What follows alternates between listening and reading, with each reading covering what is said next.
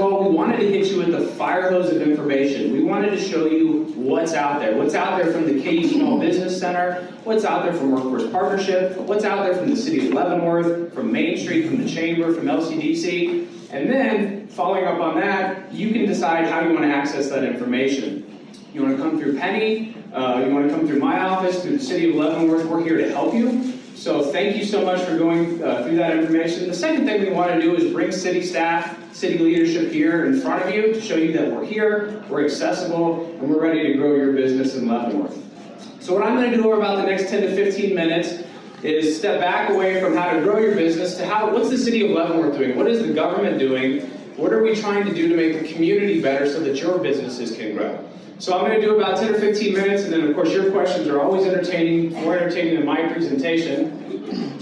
So here's what I'm going to hit. I'm going to hit some infrastructure and grant information, recreation and amenities, economic development, refuse and wastewater, and you'll see why, and then of course your questions at the end. So Roadwork, what's going on right now? Everybody has seen the downtown mill and overlay, and I'm going to talk about how we decide to do the projects we do, the strategic thinking on the government side, of why we pick the roads we pick, and what is our long-term goal. These pictures are from late last week, and I'm going to show you a picture here in a second. That's North 7th. So what did we want to do with North 7th? The private sector has come in with hotels, with the Montessori school, with the 7-Eleven, the dog and cat clinic has put $1 million in. How can the City of Leavenworth, how can government leverage that private investment to improve clusters in our community, gateways in our community? So we said, North 7th, let's take the Fort or the north half of the city and transition them into the downtown. New curbs, new sidewalks, right ahead of an overlay. This is Vilas Street on your right. What can we do? The school is invested. The school district has put in a new intermediate school. We've put sidewalks around the community. After Thornton Street, which everybody knows we reconstructed, the #1 complaint we got was violence, 10 to 15. That doesn't mean there are other streets around the city that don't need work, but violence is what we heard. So we listened to the public on that street. You'll see a couple other streets down here that I want to talk about. 5th Street, downtown, bridge, from Seneca to the bridge, and then Cherokee Street for Broadway to 4th. Why did we pick those other than the fact that they needed to be reconstructed? Next year, we will reconstruct 4th Street through the downtown. So let's build on that. Let's leverage the work in the downtown. We brought in hotels. We brought in the lofts with private investment. This is always a partnership between the city and private investors. Our Main Street is going great. We've had great investment in the downtown. The city can focus on infrastructure to really leverage the investment that we're seeing. This was about 45 minutes ago. This is North 7th. It was milled last week, and this is what it looks like. That's looking north. You'll see the old 7-Eleven strip center, and I'll talk about that in a minute. And the other one is looking south. You'll see the Mexican restaurant, the dog and cat clinic on the right side. Hopefully this shows that we're looking at gateways to the community, the perception of the community for our visitors and for our residents. So how else do you leverage the work you can do? You bring in outside dollars.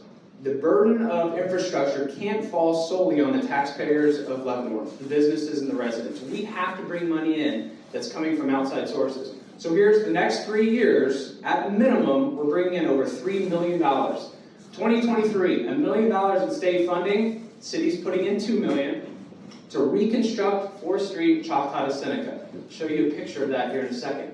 2024, the following year, $1.267 million. This was awarded about a week and a half ago. Vilas 10th to 20th, sidewalks and 13 ADA compliant ramps. And Vilas 20th to 22nd, a reconstruction of that roadway. Again, leveraging what our community is asking for and leveraging what our needs are. 2025, the city's been awarded a $1 million grant. This is a competitive grant process from the state of Kansas to redo the intersection of 10th and Limit. We hear in the mornings, it's hard to turn left, there's not enough turn lanes, there's congestion, the pavement needs work, the signals need work, the pedestrian access needs work. We heard you, we put in this grant, we're able to leverage those dollars to reconstruct that intersection. So let's dig into 4th Street through the downtown. Maybe the most important aesthetic improvement in the city in the last 10 years. We will turn the 4th Street and through the downtown into something that looks like a 4th Street or a Main Street through a historic downtown. You can see some of the pictures on the left, the bottom left. I know they're small, and a lot of this stuff is conceptual, but we'll see it here in the next couple months. gathering places, walkability, trees, safety, access for the community, synchronization of signal lights, historic, making it match the historic environs of the downtown through 4th Street through the downtown. The question is going to be, are you still going to run trucks through the downtown? Separate issue, happy to have that conversation. But this does not address the truck route, and construction on this will start next spring. Vilas upgrades, just quickly in detail. If you'll see the map on the right, all the little handicap accessible signs, those are the 13 intersections that we're going to redo to make that stretch of street safer for children and area residents to walk on that stretch of street. We're also putting a sidewalk on the south side of Vilas from 10th to 15th, so there'll be sidewalks on both sides. That vital part is an access point for multiple schools, and it's also a walkability issue for that whole neighborhood. You can see some of the pictures on the left side of the condition of some of the accessibility ramps. Vilas upgrades 20th to 22nd. So this is a congestion issue for the neighborhood to the west. This is a safety issue for children. This is an issue for parents and guardians picking up and dropping off their children. It's really expensive. The city spends about $2.2 million a year on pavement management. This is $1 million project. So how do you do this within the resources and not take away about 50% of your road program for the entire city for the year? You put in a grant and you tell your story to the state about why this is a good investment, and we're fortunate enough that they agree with us. So construction on this will start hopefully the day school ends in 2024. That's about a function of when the money is available from the state. So you can see there on the left, open ditch street, not really accessible for that kind of activity, and we knew that. It was just a matter of having the resources to do something about it. 10th and Limit project. This is another competitive grant that the Public Works Department put in. If you're looking at this map, right is north. So if you're coming left on this map, you're moving south, and you'll see on the right side a dedicated right-hand turn lane. So that'll keep traffic flowing west, coming south on 10th. We're looking at dedicated left-hand turn lanes going west, reconstruction of the intersection, new pedestrian signals, timing, ADA accessibility in that intersection. And again, that's a 2025 project. So recreation amenities, live, work, and play, right? Those are the three things that cities look at. How are we going to make our community more attractive to families? Families not only who want to move here, but families have to make the decision to stay here. You have to retain who you have. So on the left is a new trail at Havens Park, building on that trail network. When we did our comp plan last year, and we had over 200 resident responses, what we heard was outdoor activities. That means trails, that means opportunities to get out, walk, bike in our community. So if you're going to bring more people out to Havens Park with trails, there's the trail mob out there. If you're going to have an event, some sort of a festival, some sort of something that you can do for the residents, you got to have a restroom. So on the right is a restroom that's already been approved by the City Commission. It'll be built this winter. Cause Construction has that contract. And so you'll see there's some parking, there's a restroom, and a play area. And in the future, if the demand drives it, we'll put a shelter out there and maybe some playground equipment. But you got to start with the restroom, so that's what we're doing out there. How many is that restroom? Is it just 2 bathrooms or more? Two, yeah. The question was how many stalls in that restroom. There's just 2, male and female. So recreational amenities continued. I took this picture on Wednesday. If you go out there today to Stubby Park, there's about 5 feet of block. They've already constructed about half of that restroom. So again, the commission invested in that park. Let's redo the park. And so we did, and the families came. If you build it, they will come. It actually worked. And so the problem then was we were asking all those new families who were out there enjoying the park to use a porta-john. That is not what you want to do in the customer service business, is what we're in. So the commission approved, and we're building that. That should be open here probably in the next 30 days, a restroom out at Stubby Park. This was a huge success, the Splash Park. Our residents said, Woman is great. It's well run, it's well maintained. What can we do if we don't want to get the kids all lathered up in sunscreen, load up the car, then you gotta pay their snacks. And so Splash Park, this opened this fall, and in the 30 to 45 days it was open, we had 9 reservations for the shelter at Hawthorne Park. Last calendar year, we had 9 for the entire year. So again, if you build it, they will come. If you go out there about a month ago before it started getting a little chilly, you'd see daycare vans out there on a weekday morning because it was a free and easy and popular amenity. Those two little magenta spouts, those will be gone. We have full features. We have a palm tree that shoots out. We have one of those features that fills up a bucket and dumps on kids. Those were constrained in Canada, being powder coated for about 6 months. But they are here now, and in May when we reopen this, or April when we reopen this, it's going to look beautiful. Economic development, it's why we're all here today. Trying to keep on track, I'm going to kind of fly through these, but I'll stay after if you have any questions. Hit on some of the highlights. The Business and Technology Park. The Business and Technology Park, I would argue, is the single biggest business asset that the city controls right now. It is 80 acres of shovel-ready park. We are a finalist right now in some level, whether that means we're finalists among 2, 3, or 4, or 5, on 3 projects. Project Arch, Project Singularity, and Project Slab. If we don't have the park, we can't compete for any of those. We are out of the game. They're not interested in, well, we can have land ready in a year, 6 months, we have to accumulate the parcels. It has to be ready, it has to have utilities, it has to have access, and we have all of that in the park. I don't know if any of the 3 will hit, but we're active on 3. All 3 of them are 300 or more jobs. 2 of the 3 are in sort of a high precision manufacturing. That's the next wave of the economy. One of them is in more traditional manufacturing. Who are we competing against? Most of these at this point have narrowed in on the metro region or on the Kansas side. Again, I don't know if any of these 3 will hit, but we're in the game on all 3. The second question I get on the Business and Technology Park is, who are you trying to go after? Do you know where you're going to go? We've sort of found a niche in the whole park. I know that sounds broad, but all 3 of these want the whole park. We're seeing businesses now plan for the future by saying, we'll take your 50 acres and we'll take an option on the other 30 because we may want to grow. And so you can't get 80 acres in Johnson County for what you can up here, but we're also not that far from Johnson County. It's quality of life, it's the housing stock up here. So we've really been successful over the last 12 to 18 months getting attention to this park because of our location. It's really working for us right now, as opposed to working against us. When we first opened it, you're outside the 435 ring, you're up K7. Commute time is all relative. It takes 20 minutes to get to the airport. It only takes 20 to 25 to get to 70. Unless you're running trucks all day like Amazon, if you have 5 to 10, then that's doable, and we're finding that out. So happy to answer questions about the business park after the presentation, but I wanted to give you a quick update on that. Grant programs, I think some of you participated in Penny's presentation. The city has a lot to offer.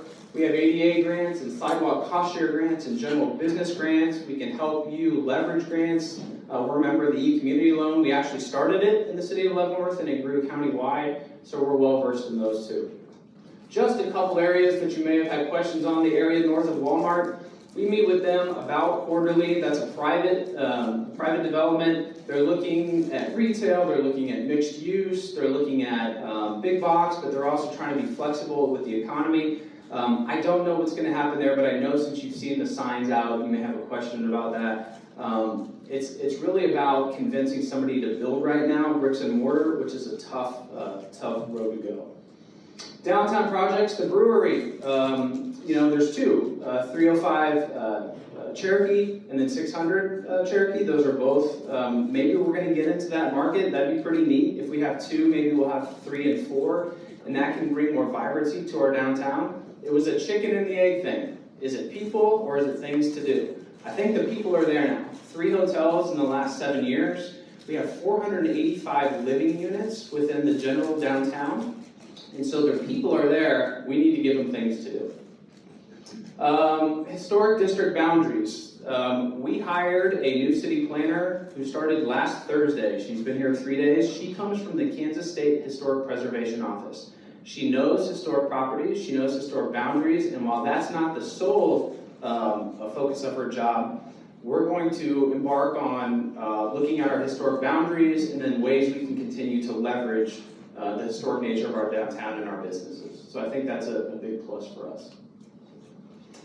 To polycart or not to polycart. So this is for you as a resident, maybe more so than a business. but if you've heard about it, I anticipated the question. So what we wanted to do is, going back to those pathways between north and south, into our downtown, out of our downtown, we need to remove blight. That is infrastructure, roads and sidewalks, but it's also trash. It's also the appearance of our community, and those pictures on the left were too common. So the commission said, we're not going to make the decision. Let's hear from the residents what they want to do. So we had a citizens advisory task force for refuse, and they came up with a plan, a hybrid plan. And so I'm happy to talk more about that, but it's an optional polycart.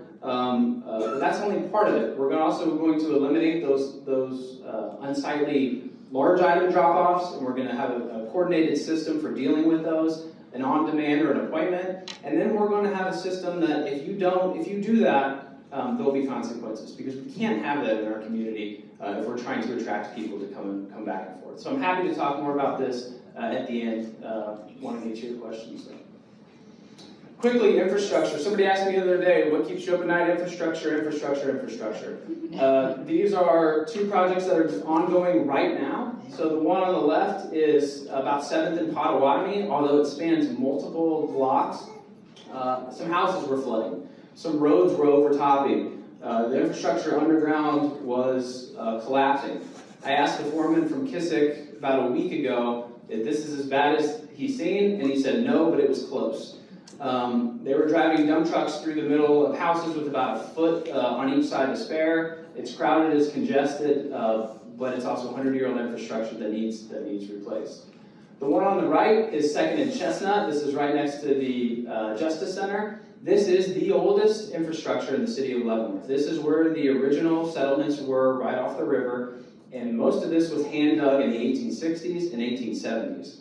So when you dig something that's that old, you find stuff in the ground. You find 150 years of Leavenworth history buried in the ground.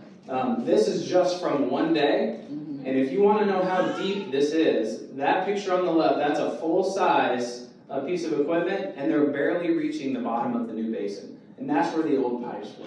So this stuff, you can also see, the green line, the parallel lines. There's water lines, fiber lines, wastewater lines, all in that. So it's big time work. So we're constantly working on the stormwater system to keep the water flowing out of the city to where it's supposed to go. So let's talk residential development and population growth. The numbers on the left, 35,251 to 37,351, represented a 6.6% population growth over 10 years. Leavenworth is growing. We're not static. We're not declining. We are growing. The number in parentheses is the Census Bureau's update for 2022, 37,771. That represents a 7.1% increase from the previous census point. We wanted to issue about 50 to 75 single-family housing permits this year, and we were on track to do that until the first half of the year we had supply chain issues and material cost increases, and the second part of the year we had interest rate increases. However, we are still building. The picture on the left is branches. If you go out there, houses are going vertical. Friday, there were 3 framing crews out there. They are building in the city of Leavenworth. People want to be here. On the right is, in addition to Westland, although it's separate, right off 20th Street, and this is about diversification of housing. The question could be affordable housing. I'm not sure what affordable housing is because the definition is changing monthly right now. What does that mean? When I started here, it was $185,000 for a single-family house was what we were shooting for. That's not going to be built. It just simply won't talking to builders right now. In the future, is there some sort of mini house or starter village or duplex that we can get to that price point? Maybe, but not right now.